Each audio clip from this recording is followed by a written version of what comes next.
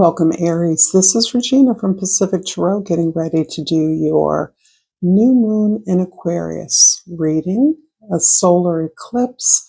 I'm not going to focus as much on the meaning of the new moon as much as I am going to simply try to embed it in the reading as we move along.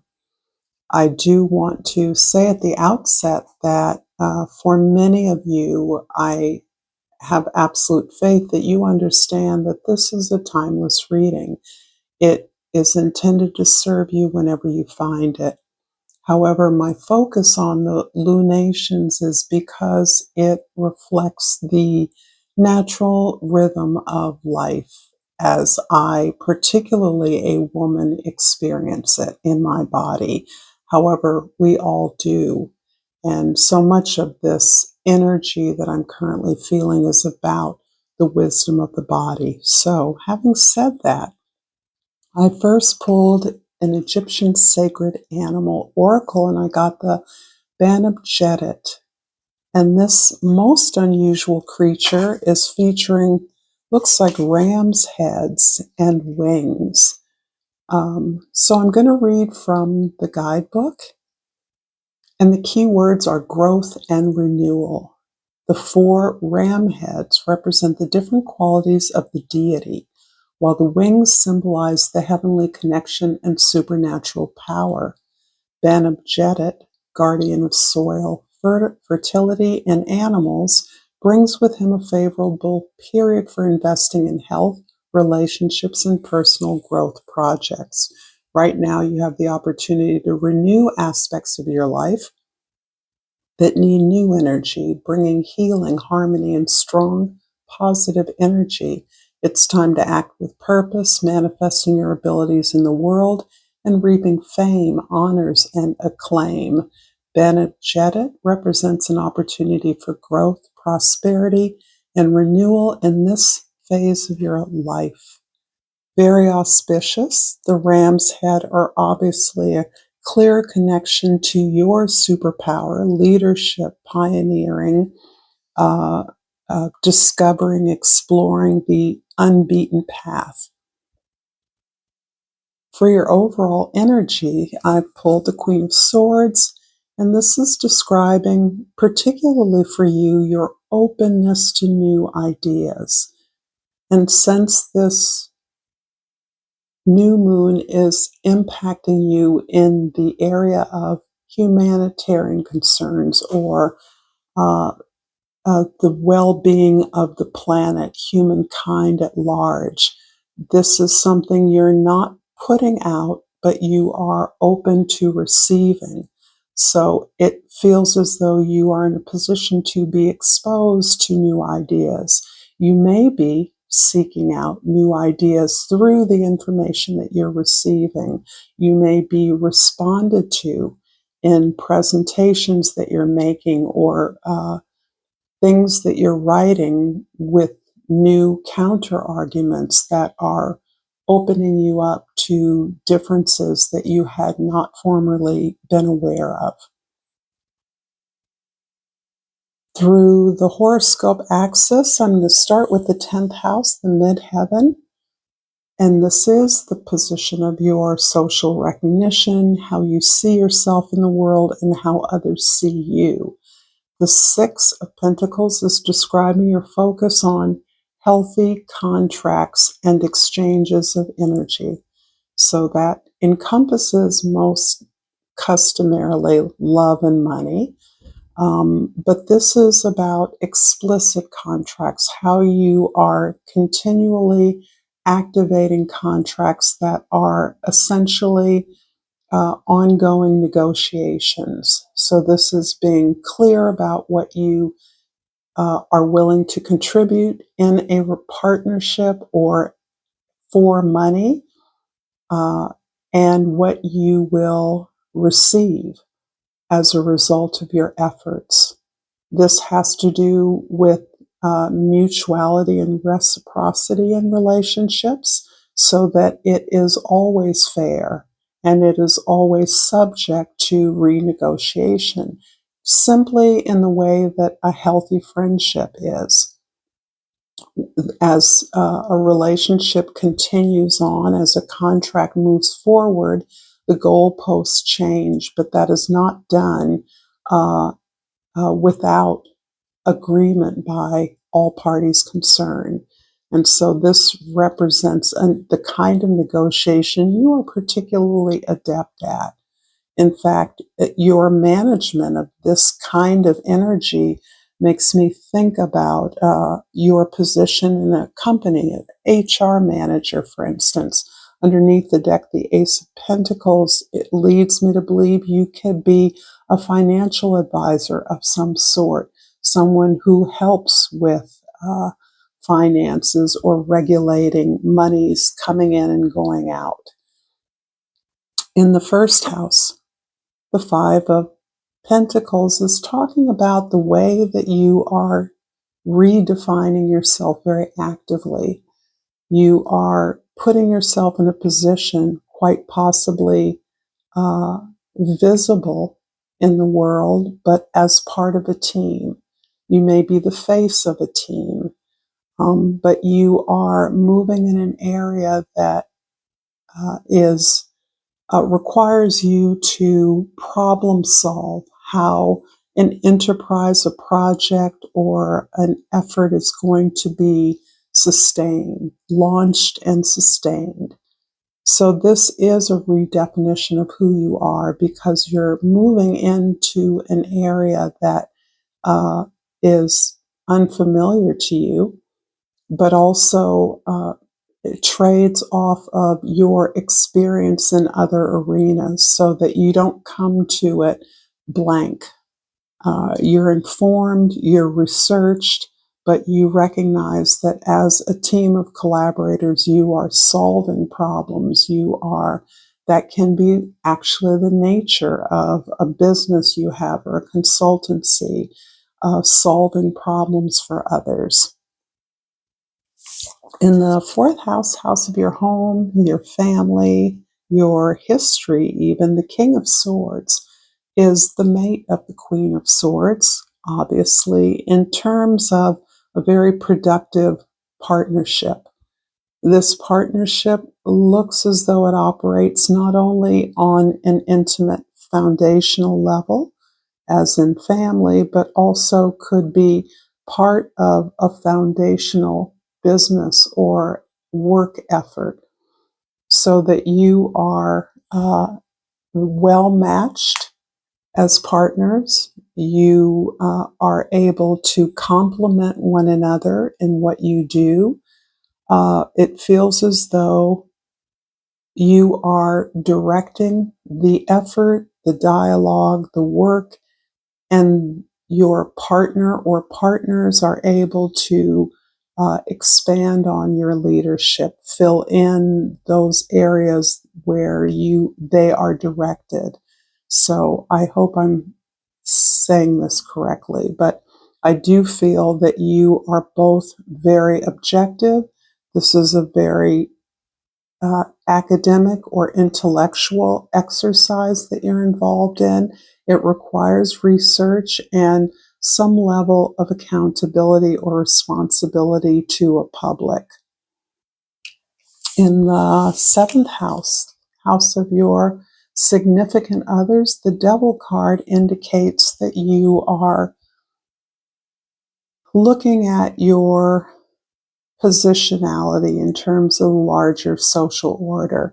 You're looking at perhaps your occupation as in a traditional role. You may be a parent. You may work with or within a traditional kind of company. You may feel tempted in a current enterprise that you're invested in to go for the superficial wealth. There is some temptation here in something you're undertaking. So there can be opportunities for fame or celebrity, and those are things you may be toying with. There are opportunities to promote products or sell things that are not of yours, but they're some kind of affiliation or association. And these are appearing to be temptations that I feel that you're learning about, that you've never been in a position to leverage uh, commercial products or to promote uh, ideas that are traditional. I feel that the import of your um, effort is to promote some kind of alternative or new ways of thinking about something. But I see that you are still finding yourself in fairly well trodden, traditional, sort of normative social roles. That's what I'm getting. That's felt like a lot. If this reading is resonating for you, Aries, please like, share, and subscribe to my channel. I thank you for being here and I appreciate your support. I'm going to clarify each card. So I'm going to start with the first house, the Five of Pentacles, and I'm going to pull one card, the Ace of Swords. I like this. So, yeah, this is pointing you in the clear direction of communication, words, language, presentation, exposing people to new ideas, opening up others' minds as yours has been. So I see you saying something important, making an inroad into a conversation, discussion, even a discourse, but kind of making your mark, putting it out there as a result of your own elevated consciousness around something. In the fourth house, the King of Swords is clarified by the Four of Swords. You've done a lot of work in the area of deeper understanding of your own challenging experiences. So there is a sense for some of you of having to overcome some kind of psychic burden, some kind of betrayal or loss that felt unfair or that hurt you, that caused you a lot of pain. And overcoming that was a real need for you to understand that. And ultimately, you were able to recognize a pattern in which you could take some responsibility for what felt like an external oppression or block to those things that you wanted. And throughout this healing period, you've come to a place of understanding your spiritual foundation, the gratitude you feel for the challenges you've undergone. It can even be gratitude for the family that you were born into, the culture you were born into, with a recognition that this has contributed to your growth, your strength, your power, your gifts. In the seventh house, the Devil card is clarified by the Ten of Pentacles. This is quite lovely. This is telling me very specifically that some of the things that may seem like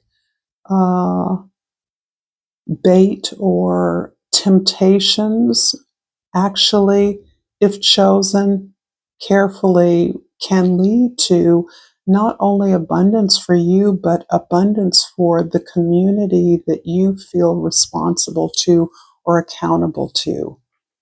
I see some kind of community prosperity or generosity that you are experiencing as a result of some kind of a windfall or some kind of affiliation with a more traditional outlet, a more traditional product, or some kind of more commercial arrangement with a company that is wealthy.